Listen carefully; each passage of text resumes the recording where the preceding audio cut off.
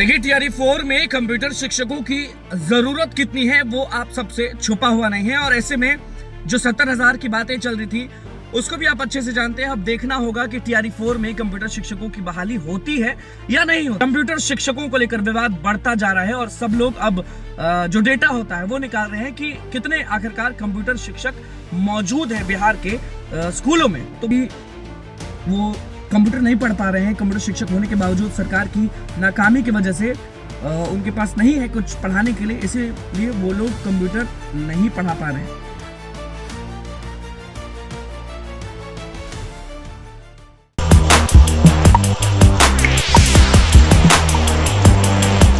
देखिए टीआरई 4 में कंप्यूटर शिक्षकों की जरूरत कितनी है वो आप सबसे छुपा हुआ नहीं है। और ऐसे में जो 70,000 की बातें चल रही थी उसको भी आप अच्छे से जानते हैं। अब देखना होगा कि टीआरई 4 में कंप्यूटर शिक्षकों की बहाली होती है या नहीं होती है। लगातार विवादों में सभी लोग जो हैं वो घिरे हुए हैं।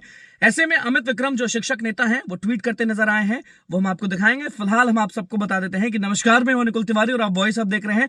कंप्यूटर शिक्षकों को लेकर विवाद बढ़ता जा रहा है और सब लोग अब जो डेटा होता है वो निकाल रहे हैं कि कितने आखिरकार कंप्यूटर शिक्षक मौजूद है बिहार के स्कूलों में। तो भैया कम तो हैं, और अगर 70,000 की बहाली निकाल रहे हैं तो उसको बढ़ाना होगा और कंप्यूटर की बहाली यानी कंप्यूटर के शिक्षकों की बहाली लाना होगा। अमित विक्रम जो शिक्षक नेता है वो ट्वीट क्या करते नजर आए हैं, आपको स्क्रीन पर दिखा रहे हैं। स्क्रीन पर आपको अमित विक्रम का वो ट्वीट दिख रहा होगा जिसमें शिक्षक नेता अमित विक्रम ट्वीट करते नजर आए हैं और लिखा है उन्होंने शिक्षकों के बारे में, कंप्यूटर शिक्षकों के बारे में लिखा है कि बिहार के सभी हाई स्कूल में कंप्यूटर शिक्षक तो बहाल हो गए हैं, लेकिन बच्चों को पढ़ने के लिए कोई सिलेबस निर्धारित नहीं है।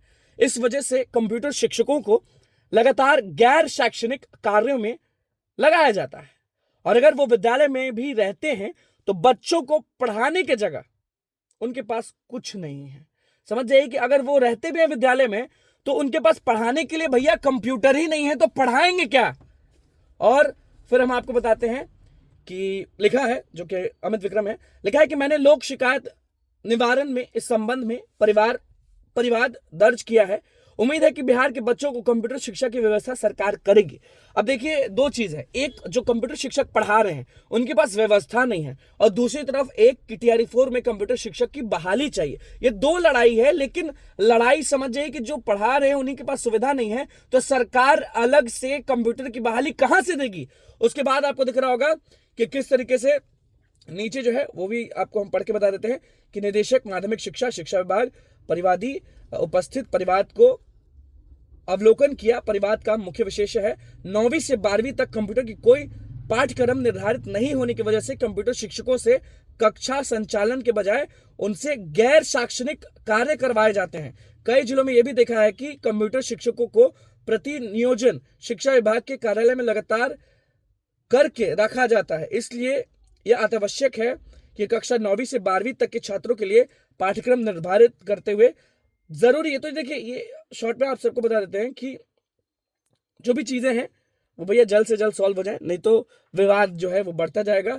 और उसके बाद देखिए सुनवाई का स्थान भी दिखाया गया है, विकास भवन शिक्षा विभाग 15 तारीख को है सुनवाई की तिथि। 15 तारीख कोई 11 बजे निर्धारित की जाती है। तो समझ जाइए कि जो भी 9वीं से 12वीं के लोग हैं उनको अभी भी दिक्कत हो रहा है, अभी भी वो कंप्यूटर नहीं पढ़ पा रहे हैं। कंप्यूटर शिक्षक होने के बावजूद सरकार की नाकामी की वजह से उनके पास नहीं है कुछ पढ़ाने के लिए, इसीलिए वो लोग कंप्यूटर नहीं पढ़ा पा रहे हैं।